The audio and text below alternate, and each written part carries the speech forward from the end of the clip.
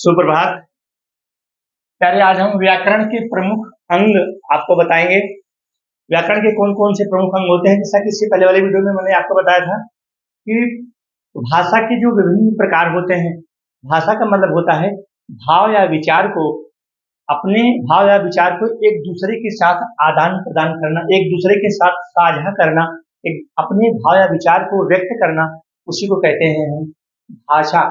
भाषा के विभिन्न प्रकार, भाषा के विभिन्न प्रकार।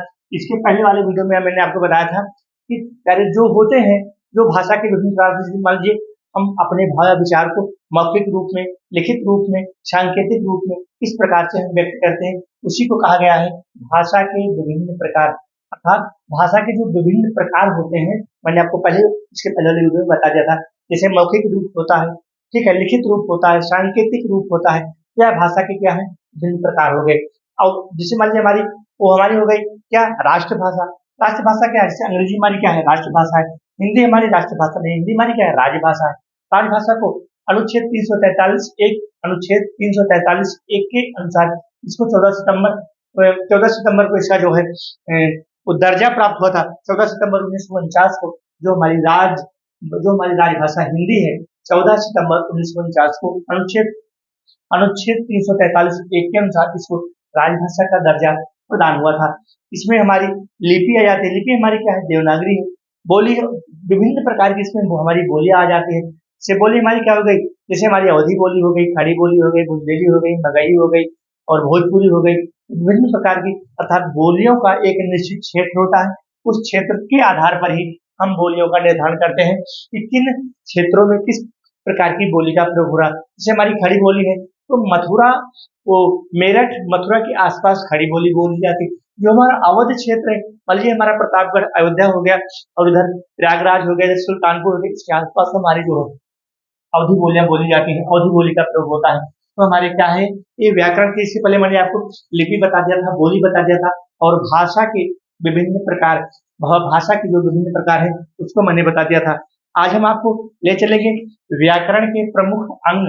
ये व्याकरण के प्रमुख अंग है, व्याकरण के प्रमुख अंग। व्याकरण से ही हम चीजों को समझते हैं। व्याकरण का मतलब ही होता है क्या, किसी भी भाषा के अंग प्रत्यंग का विश्लेषण, विवेचन करना ही व्याकरण कहलाता है। व्याकरण का मतलब होता है प्यारे ऑपरेशन। जो हम डॉक्टर के पास किसी, जब बहुत बड़ी बीमारी हो जाती है जिसका इलाज संभव नहीं होता, तो वह ऑपरेशन के द्वारा संभव होता है। इसी का नाम है व्याकरण। व्याकरण में दो अक्षर का प्रयोग हुआ है, ध्यान दीजिएगा, वी और आ। क्या हुआ है, वी और आ। ये हमारे क्या है, ये हमारे दो उपसर्ग है। वी भी हमारा उपसर्ग है, आ भी हमारा उपसर्ग है। इससे हमारा क्या बना है, व्याकरण बना है। क्या बना है, व्याकरण बना है। ठीक है, इसको ध्यान दीजिएगा। इसी से हमारा क्या बना है, व्याकरण बना है। ठीक है, ये वी हमारा उपसर्ग है, आ हमारा उपसर्ग है, और इससे हमारा बना है व्याकरण। व्याकरण क्या है, किसी भी भाषा के अंग प्रत्यंग का विश्लेषण, जिसको हम अंग्रेजी में ऑपरेशन कहते हैं। भाई इसका ऑपरेशन कर दीजिए, अब यह इलाज से संभव नहीं है। इलाज क्या था, जो हमारा पहले मौखिक रूप था, ध्यान दीजिएगा, वो जो हमारा मौखिक रूप था, लिखित रूप था, सांकेतिक रूप था, ठीक है, तो वह चीजें उतना इफेक्ट नहीं डाल रही थी। तब यह चीजें आई क्या, किसी भी भाषा के अंग प्रत्यंग का विश्लेषण विश्लेषण तथा विवेचन करना हमारा व्याकरण कहलाता है। व्याकरण में हमारा दो अक्षर का प्रयोग हुआ है, वी और आ। इससे हमारा बनता है व्याकरण। ठीक है, तो व्याकरण हमारा आगे एक व्याकरण के प्रमुख अंग। व्याकरण के प्रमुख अंग कौन कौन हो गए, वर्ण विचार हो गए। वर्ण को जहां हम पढ़ेंगे, वर्ण हमारा क्या है, अर्थात वर्णों का क्रमबद्ध समूह ही हमारा वर्ण विचार कहलाता है। जिसको हम कहते हैं फोनोलॉजी कहते हैं। वर्ण विचार अर्थात वर्णों का क्रमबद्ध समूह, वर्णों का क्रमबद्ध समूह अर्थात वर्णमाला, इसी को हम वर्ण विचार कहते हैं, इसी को हम वर्णमाला भी कहते हैं।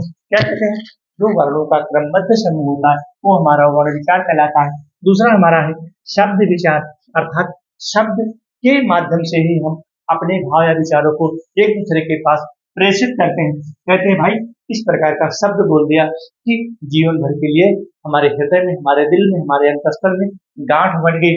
ये शब्द ही है, ये शब्द ही है। एक वर्ण वर्ण कई वर्ण मिलकर के शब्द बनते हैं। एक हमारा क्या हो गया, मॉर्फोलॉजी, और ये हमारा हो गया फिर वाक्य विचार, और ये हमारा हो गया रूप विचार। इस प्रकार से हम व्याकरण के प्रमुख अंग को, अर्थात पहले हमने आपको बताया था भाषा के विभिन्न प्रकार। भाषा कौन हो गई? मौखिक भाषा हो गई, लिखित भाषा हो गई, सांकेतिक भाषा हो गई, फिर उसके बाद हमारी राष्ट्र भाषा हो गई, फिर हमारी राजभाषा हो गई, फिर हमारी लिपि हो गई। लिपि हमारी क्या है? देवनागरी लिपि है, ठीक है। लिपि लिपि में ही हमारी बोली आ जाती है, ठीक है, और हमारी बोली आ जाती है जो विभिन्न प्रकार की हमारी बोलियां हैं। यहाँ से हम व्याकरण में प्रवेश करते हैं। इन चीजों को, बेसिक चीजों को समझने की कोशिश करो मेरे प्यारे। जब तक बेसिक चीजों को नहीं समझ पाओगे, ये व्याकरण है, ये शॉर्ट वीडियो नहीं है कि देखा और फेंका। तो जब यहाँ से आप चीजों को समझोगे, तब आप व्याकरण को दिमाग में बैठा पाओगे और आप हिंदी को अच्छे से पढ़ पाओगे। यहाँ से हम पढ़ेंगे वर्ण विचार।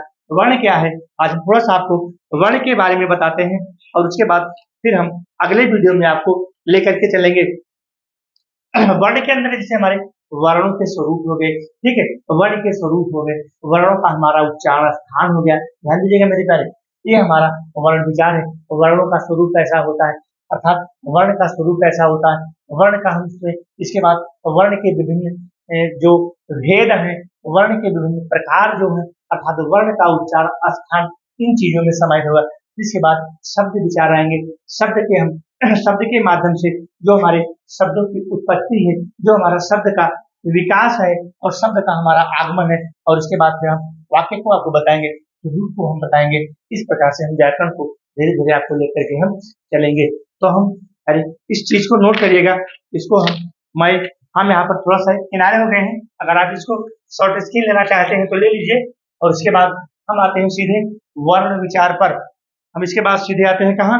वर्ण विचार पर आते हैं। वर्ण विचार ही हम आपको पढ़ाएंगे। इसको हम, आप शॉर्ट स्क्रीन लेना चाहते हो ले लीजिए। किसी भी भाषा के अंग प्रत्यंग का विश्लेषण तथा विवेचन करना व्याकरण कहलाता है। व्याकरण में दो उपसर्ग का प्रयोग हुआ है, ये प्रश्न बना लेगा। व्याकरण में एक उपसर्ग का प्रयोग हुआ है कि दो उपसर्ग का? दो उपसर्ग का, वी और आ, दो उपसर्ग का प्रयोग हुआ है। अब हम सीधे आपको ले चलते हैं कहाँ पर? वर्ण विचार।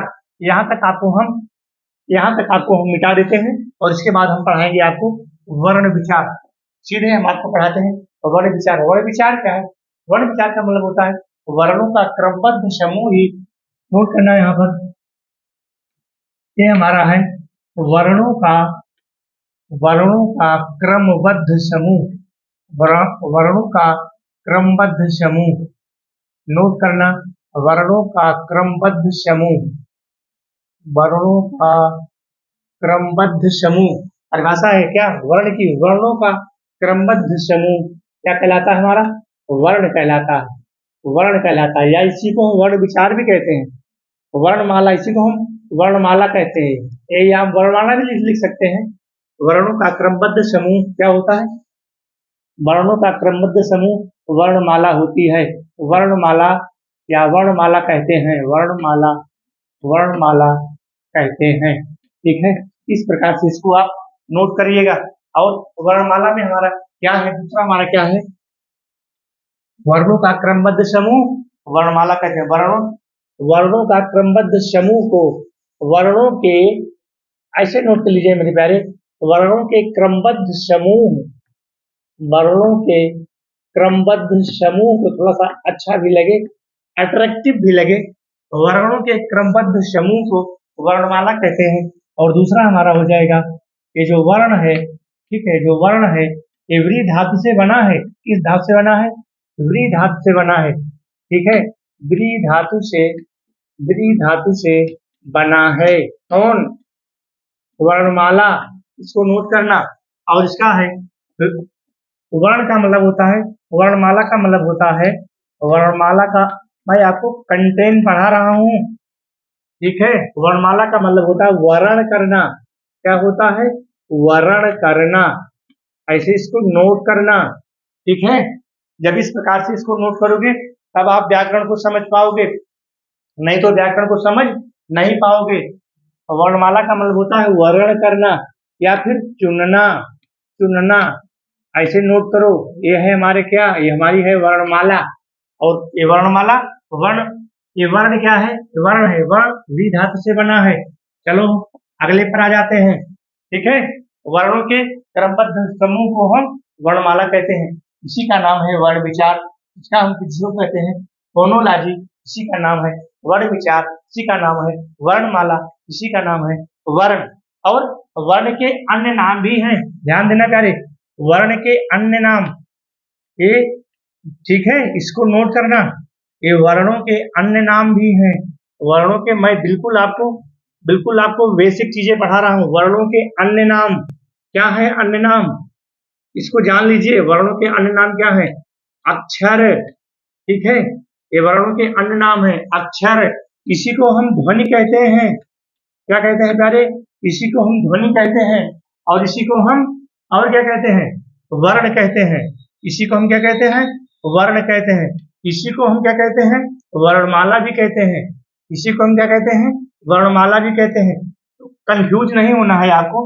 तो ये वर्णों के अन्य नाम है। ये क्या है? ये वर्णों के अन्य नाम है। यहाँ पर आपको बिल्कुल कंफ्यूज नहीं होना है, ठीक है।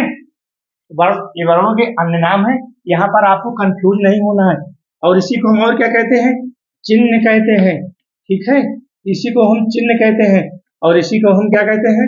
संकेत भी कहते हैं। जो मेरे प्यारे, इसके पहले वाले वीडियो में मैंने आपको बताया था कि जो भाषा के विभिन्न प्रकार होते हैं, कौन है? पहला हमारा हो गया मौखिक भाषा, दूसरा हमारा हो गया लिखित भाषा, तीसरा हमारा हो गया सांकेतिक भाषा। सांकेतिक भाषा क्या है? सांकेतिक भाषा का प्रयोग हम यातायात के नियमों में करते हैं। जैसे विभिन्न प्रकार की लाइटें लगी होती हैं, हरी लाइट, लाल लाइट, ब्लू लाइट, उसके माध्यम से हम अपने यातायात को संचालित करते हैं। वहाँ संकेत के रूप में हम भाषा का प्रयोग समझते हैं। वहाँ कोई बताने वाला नहीं होता है, वहाँ पर लाइट जलती है और उस लाइट के संकेत को ही हम समझ करके अपने यातायात को संचालित करते हुए हमारी सांकेतिक भाषा। लिखित भाषा, जिसको हम लिख करके अपने भाव विचार को व्यक्त करते हैं। मौखिक भाषा क्या है? जैसे हम बोल करके अपने भाव विचार को व्यक्त करते हैं, हमारी क्या है? मौखिक भाषा है। तो यहाँ पर हमारी आ गई वर्णमाला। वर्णमाला का मतलब होता है वर्ण करना, चुनना, और वर्णों के अन्य नाम भी है अक्षर। अक्षर का मतलब होता है जिसका कभी क्षय ना हो। नोट करना, थोड़ा सा इसको आप शॉर्ट स्क्रीन लीजिए तो हम और इसके बारे में हम और बता देते हैं आपको। हम किनारे पर खड़े हो गए हैं, इसको हम मिटाते हैं, ठीक है। और इसके बाद हम आते हैं अक्षर। इसके बाद हम आते हैं अक्षर। अक्षर का मतलब होता है जिसका कभी क्षय ना हो। ये हमारा क्या है? ये हमारा क्या है? अक्षर है। अक्षर ऐसे समझने की कोशिश करो। ये हमारा तो सबसे बना है, आधन क्षर से बना है। इसका मतलब होता है जिसका कभी क्षय ना हो, जिसका जिसका कभी क्षय ना हो, जिसका कभी क्षय ना हो, यही है हमारा क्या है? अक्षर। जिसका कभी क्षय ना हो, इसका कभी क्षय नहीं होता है। जैसे हमारी जो मूल ध्वनियां होती हैं, क ख ग है, इसका कभी क्षय नहीं होता, इसको हम तोड़ भी नहीं सकते हैं। अर्थात जिसके हम खंड या टुकड़े नहीं कर सकते। अगला नोट करना मेरे प्यारे, अभी हम आपको वर्ण विचार ही बता रहे हैं। वर्ण विचार क्या है? जिसके खंड या टुकड़े ना किए जा सके। नोट करना इसको, जिसके खंड या टुकड़े, जिसके खंड या टुकड़े, ऐसे नोट करना। और इस प्रकार से अगर आप पढ़ते हैं व्याकरण को, जो हमारे हिंदी पढ़ने वाले प्यारे बालक बालिका हैं, इस प्रकार से अगर आप कंटेंट को पढ़ोगे तब व्याकरण को समझ पाओगे। रट्टा मत मारो है। जिसके खंड या टुकड़े ना किए जा सके, जिसके खंड या टुकड़े ना किए जा सके, वहां प्रश्न पूछ लेगा जिसके खंड या टुकड़े ना किए जा सके उसको हम क्या कहते हैं? वर्ण कहते हैं, शब्द कहते हैं, वाक्य कहते हैं, क्या क्या कहते हैं? तो वहां फिर फंस जाओगे, वहां पर रट्टा नहीं काम करेगा। जिसके खंड या टुकड़े ना किए जा सके, जिसके खंड या टुकड़े ना किए जा सके, वो हमारा क्या है? वर्ण है। वो हमारा क्या है? वर्ण है। वही हमारा क्या है? वर्ण है। वही हमारा क्या है? वही हमारा क्या है? वर्ण है। वही हमारा क्या है? ये वर्ण है, ठीक है। जिसके खंड या टुकड़े ना किए जा सके, जैसे हमारा ये हमारा हो गया का, हमारा हो गया हा, और हमारा हो गया गा। इसको हम तोड़ नहीं सकते, इसके हम टुकड़े नहीं कर सकते। इसके तो हम टुकड़े कर सकते हैं, ई के, क्योंकि इसमें हमारा दो छिपा है, ई प्लस ई, ठीक है। इसको तो हम तोड़ सकते हैं, लेकिन इसको हम नहीं तोड़ सकते। का, ख, ग, इसको बोलने में कम समय भी लगता है, ठीक है। और ई, इसको बोलने में ज्यादा समय लगता है। तो ये हमारा क्या है? जिसके खंड या टुकड़े ना किए जा सके। अब इसके बाद आता है हमारा प्यारे इसके बाद आता है हमारा, इसको शॉर्ट अगर आपको लेना है ले लीजिए, जिसके खंडे टुकड़े न किए जा सके, और अक्षर का मतलब होता है जिसका कभी क्षय ना हो, जिसका कभी क्षय ना हो। आगे हम आते हैं, आगे हम आपको पढ़ाते हैं, क्या पढ़ाते हैं? भाषा। भाषा की सबसे छोटी इकाई, ठीक है, भाषा की सबसे छोटी इकाई नोट करना, ये भाषा हमारी हिंदी भाषा, भाषा की सबसे छोटी इकाई नोट करना, बहुत महत्वपूर्ण चीज है। भाषा की सबसे छोटी इकाई, ठीक है, सबसे छोटी इकाई, सबसे छोटी इकाई क्या होती है? भाषा की सबसे छोटी इकाई ध्वनि होती है, नोट करना। अभी कुछ बच्चे यहाँ पर उलझेंगे, वो बताएंगे नहीं सर वर्ण भी होती है, ठीक है, वर्ण भी होती है, लेकिन अभी आपको मैं समझाता हूँ। भाषा की सबसे छोटी इकाई ध्वनि होती है, ठीक है, क्या होती है? ध्वनि होती है। भाषा की सबसे छोटी इकाई ध्वनि होती है। कैसे मानते हैं? बच्चा जब बोलना प्रारंभ करता है प्यारे, तो सबसे पहले वह ध्वनि को निकालता है, जिसे मम्मी कहता है, बुआ कहता है, पापा कहता है, तो पहले ध्वनि को निकालता है, पहले वह लिखना नहीं प्रारंभ करता, पहले वह मौखिक रूप का प्रयोग करता है मेरे प्यारे। तो ध्वनि हमारी क्या है? ये ध्वनि हमारी क्या है? ये ध्वनि हमारी क्या है? ये ध्वनि हमारी क्या है? मौखिक रूप है। ये ध्वनि हमारी क्या है? ये मौखिक रूप है। इसके पहले मैंने आपको वीडियो में बताया था, वहां पर भाषा के 3 प्रकार बताए थे, कौन? मौखिक भाषा, लिखित भाषा और सांकेतिक भाषा। तो मौखिक भाषा आ गई, तो सबसे पहले मौखिक भाषा का ही तो प्रयोग हुआ, और सबसे पहले अगर मौखिक भाषा का प्रयोग हुआ तो हमारा क्या आ जाता है? ये हमारी ध्वनि आ जाती है। ये हमारी ध्वनि किसकी? भाषा की सबसे छोटी इकाई ध्वनि होती है मेरे प्यारे। जैसे मैंने इसके पहले वाला जो वीडियो बनाया था वहां आपको बताया था कि भाषा के प्रमुख रूप से 3 प्रकार है। कौन कौन है? हमारा जो भाषा की मौखिक भाषा, लिखित भाषा, सांकेतिक भाषा। तो बच्चा सबसे पहले प्रयोग करता है इसका, मौखिक भाषा का प्रयोग करता है। और जब ध्वनि क्या है, जब वो ध्वनि को निकालेगा तो मौखिक रूप ही तो हुआ, और जब मौखिक रूप हुआ तो यहाँ पर ये सबसे छोटी इकाई, इसकी भाषा की सबसे छोटी इकाई, अगर यहाँ नोट करना, भाषा की सबसे छोटी इकाई क्या हो गई? ध्वनि हो गई। अगर ऑप्शन में ध्वनि नहीं दिया है, अब यहाँ नोट करना, चीज को समझना, अगर ऑप्शन में ध्वनि नहीं दिया है तो फिर क्या हो जाएगा? भाषा की सबसे छोटी इकाई हो जाएगी वर्ण। क्या हो जाएगी? भाषा की सबसे छोटी इकाई हो जाएगी, भाषा की सबसे छोटी इकाई हो जाएगी, भाषा की सबसे छोटी इकाई हो जाएगी, भाषा की सबसे छोटी इकाई हो जाएगी वर्ण या अक्षर। इसी को हम अक्षर भी कहते हैं, इसी को हम अक्षर भी कहते हैं, जिसका कभी क्षय ना हो, जिसका कभी नाश ना हो। मेरे प्यारे इस तरह से हुआ, इस तरह से आप समझने की कोशिश करना, तब आप व्याकरण को समझ पाओगे। ये व्याकरण है, शॉर्टिक नहीं है, इसको ऐसे समझना पड़ेगा है। कुछ बच्चे भी उलझेंगे, नहीं सर भाषा की सबसे छोटी इकाई वर्ण होती है, तो भाई भाषा की सबसे छोटी इकाई ध्वनि होती है। बच्चा पहले जब ध्वनि का प्रयोग करता है, ध्वनि के माध्यम से ही चीजों को बताने की कोशिश, पहले ध्वनि को निकालता है, क्योंकि जो भाषा के 3 विभिन्न प्रकार हैं, उसमें भी भाषा का सबसे मौखिक रूप आया है, फिर लिखित रूप आया है, उसके बाद जो है हमारा क्या आया है? सांकेतिक रूप आया है। ठीक है, इस प्रकार से हम भाषा को बाकी जो इस प्रकार से हम भाषा का प्रयोग करते हैं, और इसका जो बाकी इससे पहले हम इसके बाद वाले वीडियो में मेरे प्यारे, वीडियो हमारा अच्छा लगे तो लाइक और सब्सक्राइब जरूर करना। धन्यवाद।